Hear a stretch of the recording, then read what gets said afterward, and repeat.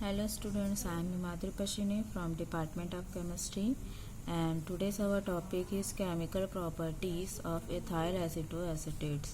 इससे पहले वीडियो में हमने डिस्कस किया था कि इथाइल एसीटोएसीटेट्स होते क्या हैं, ये कैसे फॉर्म होते हैं और इसकी मैकेनिज्म क्या है। आज हम डिस्कस करेंगे कि इथाइल एसीटोएसीटेट की केमिकल प्रॉपर्टीज़ क्या क्या हो सकती हैं।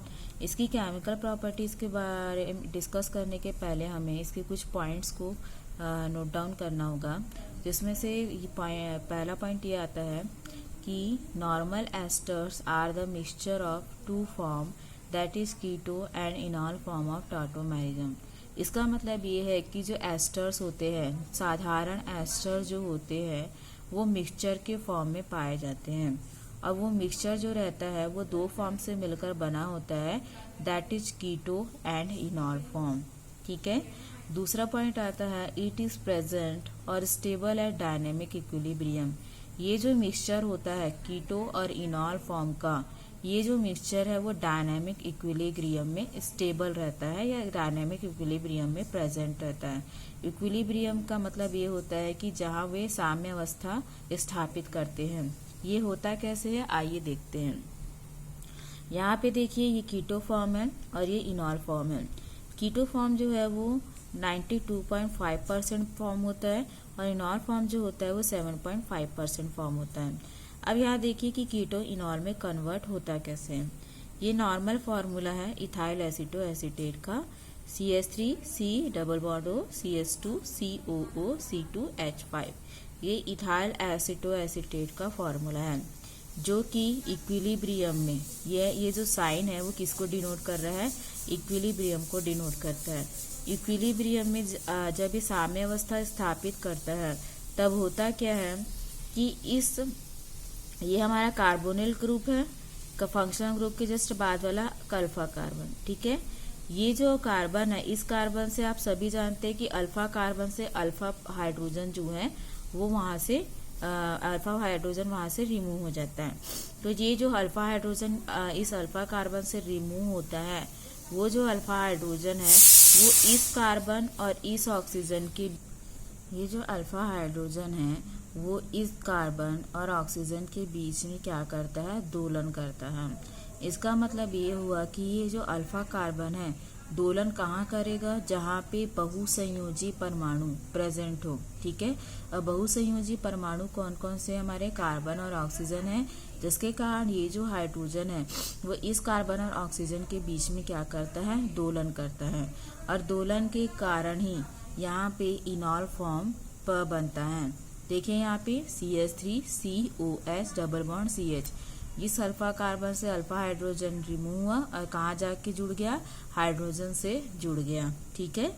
And COO C2H5। तो ये होता है कीटो और इनॉल फॉर्म, जिसे कि हम कीटो इनॉल टॉटोमेरिज्म भी कहते हैं। इसे हम क्या कह सकते हैं, कीटो इनॉल टॉटोमेरिज्म। ठीक है। इसे हम कहते हैं कीटो इनॉल टॉटोमेरिज्म। ठीक है। क्योंकि ये जो कीटो है वो इनॉल फॉर्म के साथ क्या करता है, डायनेमिक इक्विलिब्रियम का फॉर्मेशन करता है। और यही दोनों फॉर्म जो होते हैं वो नॉर्मल एस्टर्स में मिक्सचर के फॉर्म में प्रेजेंट होते हैं। अब आगे देखिए अगला पॉइंट क्या कहता है, according to the condition of reaction. ठीक है। रिएक्शन की कंडीशन के आधार पर equilibrium unstable at any condition.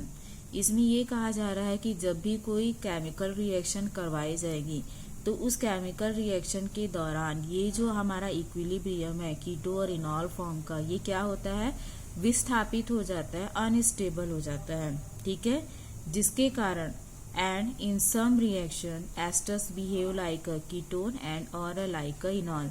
तो ये जो इक्विलिब्रियम है हमारा वो अनस्टेबल हो जाने के कारण या विस्थापित हो जाने के कारण ये जो एस्टर्स होते हैं वो या तो कीटोन की तरह व्यवहार करते हैं या फिर इनॉल की तरह व्यवहार करते हैं।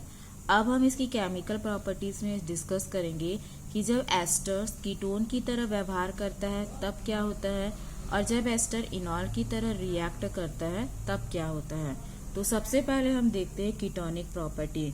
जब एस्टर्स कीटोन की तरह रिएक्ट करेंगे तब वह कौन कौन सी केमिकल प्रॉपर्टीज परफॉर्म करेंगे। ठीक है, तो सबसे पहला हमारा कीटोनिक प्रॉपर्टी में पहला रिएक्शन आता है to form intermediate product with hydrogen cyanide and sodium sulphide. जब हमारा एस्टर्स हाइड्रोजन साइनाइड के साथ और सोडियम सल्फाइड के साथ रिएक्ट करता है तो वह इंटरमीडिएट प्रोडक्ट का फॉर्मेशन करता है। यहाँ पे देखिए ये हमारा क्या है, एसिटोएसिटिक एस्टर्स है, CH3 double bond O CH2CO C2H5। जब ये हाइड्रोजन के साथ रिएक्ट करता है तो ये जो हाइड्रोजन है वो अल्फा कार्बन पे और हमारे कार्बोनिल ग्रुप के फंक्शनल ग्रुप के पास जाके क्या होता है, जुड़ जाता है। ठीक है, और क्या बनाता है, CH3 CHOH CH2 COO C2H5, ये बनाया बीटा हाइड्रोक्सी ब्यूटायरिक एस्टर्स। तो जब एस्टर्स हाइड्रोजन के साथ रिएक्ट करते हैं तो बीटा प्रोडक्ट बनाते हैं। बीटा प्रोडक्ट कैसे बना, अब यहाँ पे देखिए आप हमारा फंक्शनल ग्रुप ये है।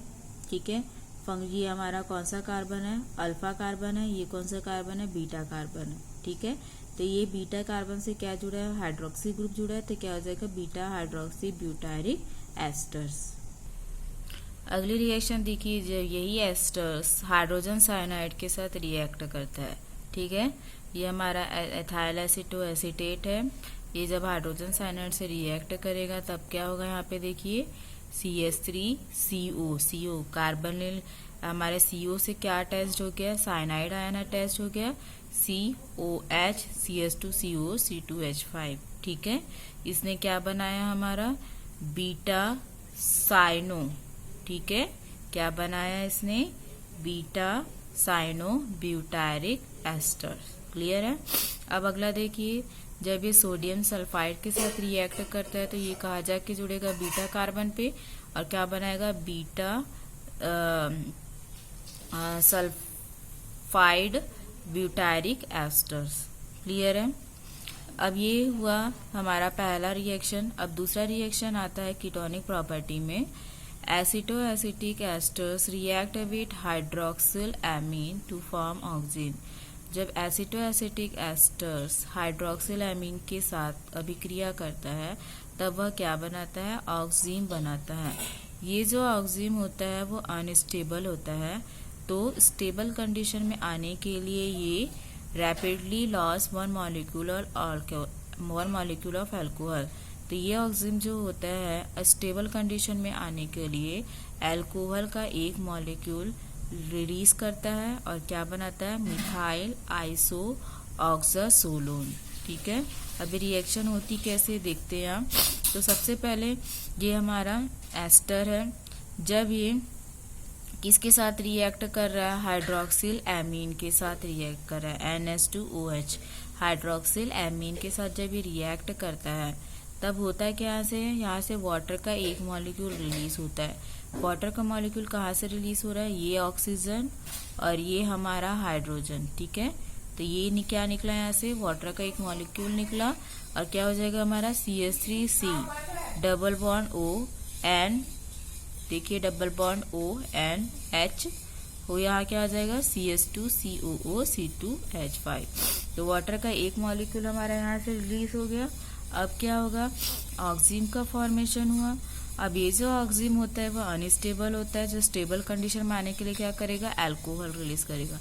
अल्कोहल कहाँ से रिलीज करेगा, एमीन का हाइड्रोजन और एसिटेट का C2H5O, यहाँ से किस फॉर्म में निकलेंगे, अल्कोहल के फॉर्म में निकलेंगे और क्या बनाएंगे, CH3C double bond N CH2OO plus C2H5OH। Clear है। तो ये क्या बना हमारा, मिथाइल आइसो ऑक्साजोलोन। ठीक है, क्या बना ये, मिथाइल आइसो ऑक्साजोलोन। और अल्कोहल जो रिमूव हुआ है वो अल्कोहल कौन सा अल्कोहल है, इथाइल अल्कोहल या एथेनॉल है। तो ये थी हमारी दूसरी रिएक्शन। अब देखते हैं तीसरी रिएक्शन के बारे में। तीसरी रिएक्शन हमारी क्या है, ethyl acetoacetate is react with phenyl hydrogen. जब इथाइल एसिटोएसिटेट से हम शॉर्ट फॉर्म में EAL भी लिख सकते हैं, जब ये फिनाइल हाइड्रोजन से रिएक्ट करता है तब क्या बनाता है, हाइड्रोजोन बनाता है। ये जो हाइड्रोजोन है अल्कोहल का एक मॉलिक्यूल रिलीज करता है और क्या बनाता है, मिथाइल फिनाइल पायरेजोलोन बनाता है। देखिए यहाँ पे ये हमारा एस्टर है इथाइल एसिटोएसिटेट और ये क्या है हमारा फिनाइल हाइड्रोजीन है, ठीक है, NH2NH(C6H5) ये फिनाइल है, फिनाइल हाइड्रोजीन। अब फिनाइल हाइड्रोजीन में क्या होगा, वाटर का यहाँ से एक मॉलिक्यूल रिलीज होगा और वाटर का मॉलिक्यूल रिलीज होगा तो क्या बन जाएगा, CH3C double bond N NH(C6H5) CH2CO C2H5। चूँकि ये अनस्टेबल होता है, अस्थायी होता है, जिसके कारण स्थायी कंडीशन में आने के लिए क्या करेगा, अल्कोहल का एक मॉलिक्यूल रिलीज करेगा। अल्कोहल का मॉलिक्यूल कहाँ से निकलेगा, यहाँ से C2H5O और हाइड्रोजन रिलीज होगा और क्या बनाएगा, देखिए यहाँ से CH3C double bond N CH2CO N C6H5 और यहाँ से क्या निकला, C2H5OH। एथेनॉल रिलीज हो गया और क्या बना, मिथाइल आइसोपायरेजोलोन बना। क्लियर है। तो ये थी हमारी कीटोनिक प्रॉपर्टी कि हमने देखा कि जब एस्टर्स कीटोन की तरह व्यवहार करते हैं तब वह क्या करते हैं, हाइड्रोजन का मॉलिक्यूल रिलीज करते हैं और फिर उसके बाद अनस्टेबल कंडीशन में आने के लिए अल्कोहल के एक मॉलिक्यूल का लॉस करके स्टेबल प्रोडक्ट का फॉर्मेशन करते हैं। अब आती है अगली प्रॉपर्टी हमारी इनॉलिक फॉर्म, ठीक है। अब यदि हमारा एस्टर्स इनॉल की तरह व्यवहार करेगा तब क्या होगा, इनॉलिक फॉर्म का फॉर्मूला क्या होगा, CH3COH double bond CH CO C2H5, जिसमें से इस अल्फा कार्बन का अल्फा हाइड्रोजन कहाँ दोलन करता है, कार्बन और ऑक्सीजन के बीच दोलन करता है। अब इसकी केमिकल रिएक्शन कौन कौन सी होती है देखते हैं। सबसे पहले रिएक्शन है रिएक्शन ऑफ फेरिक क्लोराइड। जब यह ये एस्टर्स फेरिक क्लोराइड के साथ रिएक्ट करता है तब वह रेड पर्पल कलर प्रोड्यूस करता है, ठीक है। दूसरी रिएक्शन आती है reaction of ammonia and amine, ठीक है। जब यह एस्टर्स जो इनॉलिक फॉर्म में प्रेजेंट है ये जब अमोनिया के साथ रिएक्ट करता है तो क्या बनाता है, beta amino ketonic ethyl asters बनाता है। अब ये रिएक्शन होती कैसे देखते हैं। यहाँ देखिए ये हमारा कौन सा इनॉल फॉर्म है एस्टर्स का, ठीक है। ये हमारा क्या है, अमोनिया है, NH3 जिसको हमने NH2H के फॉर्म में लिखा है। यहाँ से क्या होगा, वाटर का एक मॉलिक्यूल लॉस होगा, यहाँ से OH और यहाँ से H, तो यहाँ पे क्या रिमूव हुआ हमारा, -H2O, वाटर का एक मॉलिक्यूल यहाँ से लॉस हुआ, ठीक है।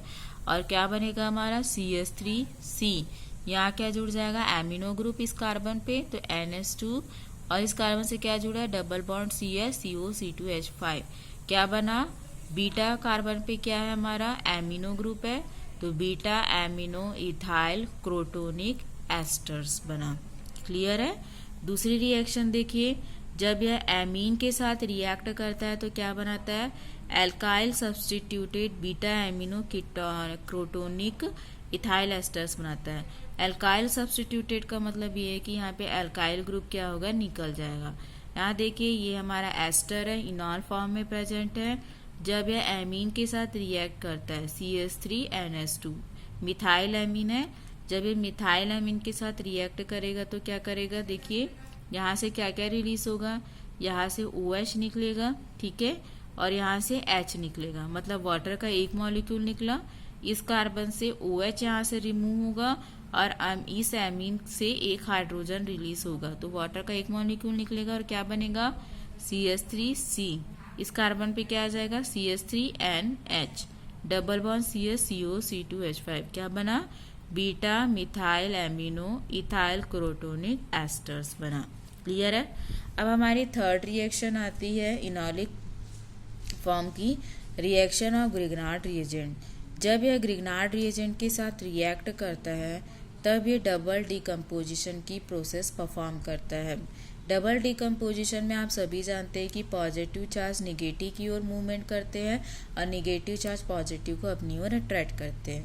तो यहाँ पे होता क्या है, ये जो एस्टर्स है, इस एस्टर के बीटा कार्बन पे जो हाइड्रोक्सिल ग्रुप जुड़ा है वहाँ पे ऑक्सीजन निगेटिवली चार्ज होता है और हाइड्रोजन पॉजिटिवली चार्ज होता है। और जो हमारा ग्रिग्नार्ड रिएजेंट है CH3MgBr, जैसे मैथिल ग्रुप निगेटिव चार्ज होता है और मैग्नीशियम पॉजिटिव चार्ज होता है, तो होगा क्या, ये जो मैथिल ग्रुप है वो कहाँ जाएगा, इस ऑक्सीजन की इस हाइड्रोजन से बॉन्ड होगा जो पॉजिटिवली चार्ज्ड है और क्या बनाएगा, मीथेन गैस बनाएगा। और ये जो मैग्नीशियम ब्रोमाइड है वो कहाँ जाके जुड़ जाएगा, ऑक्सीजन से जुड़ जाएगा। तो देखिए यहाँ पे CH3COMgBr double bond CH CO C2H5 और हमारी जो मैथिल है वो इस हाइड्रोजन से जुड़ के क्या बनाई, मीथेन गैस बनाती है। क्लियर है। फिर रिएक्शन देखिए हमारे इनॉल फॉर्म की, रिएक्शन विथ फास्फोरस पेंटाक्लोराइड। जब यह फास्फोरस पेंटाक्लोराइड के साथ रिएक्ट करता है तो क्या होता है, देखिए ये हमारा एस्टर्स है इनॉल फॉर्म में, ये हमारा फास्फोरस पेंटाक्लोराइड है। जब ये दोनों आपस में केमिकल रिएक्शन परफॉर्म करते हैं तब यहाँ पे क्या होता है, हाइड्रोक्सिल ग्रुप रिप्लेस हो जाता है किससे, क्लोरीन से, और क्या बनता है CH3CCl double bond CH CO C2H5। ये क्या बना हमारा, बीटा कार्बन से क्लोरीन जुड़ा है तो बीटा क्लोरो इथाइल क्रोटीनेट, और क्या निकला हमारा, ये फास्फोरस ऑक्सो टेट्राक्लोराइड और हाइड्रोक्लोरिक एसिड रिलीज हो गया। क्लियर है। तो ये था हमारा इनॉल फॉर्म। अब हमारा अगला जो केमिकल प्रॉपर्टी आता है वो आता है हाइड्रोलिसिस। अब हाइड्रोलिसिस में दो तरह की हाइड्रोलिसिस होगी, जैसा कि हमने जाना कि दो फॉर्म में पाए जाते हैं एस्टर्स, उसी तरह इसकी हाइड्रोलिसिस भी जो है वो दो फॉर्म में होगी, एक कीटो और एक एसिड। तो सबसे पहला आता है कीटोनिक हाइड्रोलिसिस। कीटोनिक हाइड्रोलिसिस में यहाँ देखिए ये हमारा एस्टर्स है CH3CO CH3CO C2H5OL। जब ये एस्टर डायलूट सल्फ्यूरिक एसिड या फिर डायलूट पोटेशियम हाइड्रोक्साइड की प्रेजेंस में केमिकल रिएक्शन परफॉर्म करता है तब यहाँ पे हमें तीन तरह के प्रोडक्ट मिलते हैं। तीन प्रोडक्ट देखिए, सबसे पहले तो ये हमको क्या मिलेगा, एसीटोन मिलेगा CH3COCH3। दूसरा प्रोडक्ट CO2 गैस मिलेगी और तीसरा प्रोडक्ट हमको मिलता है अल्कोहल। क्लियर है यहाँ पे। तो चूंकि इस तीनों प्रोडक्ट में जो हमारा मेन प्रोडक्ट होता है वो एसीटोन होता है, जिसके कारण इसे हम क्या कहते हैं, कीटोनिक हाइड्रोलिसिस कहते हैं। मैंने यहाँ लिखा भी है, when main product of this reaction is ketone so this type of hydrolysis are called ketonic hydrolysis. अब हमारी दूसरी हाइड्रोलिसिस आती है एसिड हाइड्रोलिसिस। एसिड हाइड्रोलिसिस में देखिए ये हमारा एस्टर्स है, ठीक है। इस एस्टर्स को हमने इस फॉर्म में लिखा CH3COHO CH2SCOS C2H5OH। जब ये पोटेशियम हाइड्रोक्साइड के साथ रिएक्ट करता है तब भी यह तीन प्रकार के प्रोडक्ट देता है, जिसमें से पहला प्रोडक्ट है हमारा एसिटिक एसिड, दूसरा प्रोडक्ट भी हमारा एसिटिक एसिड और तीसरा प्रोडक्ट है हमारा अल्कोहल। और ये कौन सा अल्कोहल है, एथिल अल्कोहल या एथेनॉल है। क्योंकि यहाँ पे हमारा मेन प्रोडक्ट क्या है, एसिटिक एसिड है, जिसके कारण से क्या कहते हैं, एसिड हाइड्रोलिसिस कहते हैं। यहाँ पे लिखा है main product of this reaction is acid so this hydrolysis is called acid hydrolysis. तो ये थी हमारी इथाइल एसिटो एसीटेट्स की केमिकल प्रॉपर्टीज। अब इसकी देखते हैं फिजिकल प्रॉपर्टीज क्या क्या हो सकती है। सबसे पहले sweet order with colourless liquid. पहले तो इनका ऑर्डर जो होता है वो मीठा होता है और कलरलेस लिक्विड के फॉर्म में प्रेजेंट होता है। इनका जो बॉइलिंग पॉइंट होता है वो 181 डिग्री सेल्सियस होता है। और जो लास्ट प्रॉपर्टी आती है वो है पार्शियली सॉल्युबल इन वाटर पर completely soluble in alcohol and ether. ये पानी में जो है वो अल्प विलेय होते हैं, लेकिन अल्कोहल और ईथर में कम्प्लीटली विलेय होते हैं। तो ये थी हमारी प्रॉपर्टीज, फिजिकल और chemical properties of ethyl एसिटो acetate. Thank you.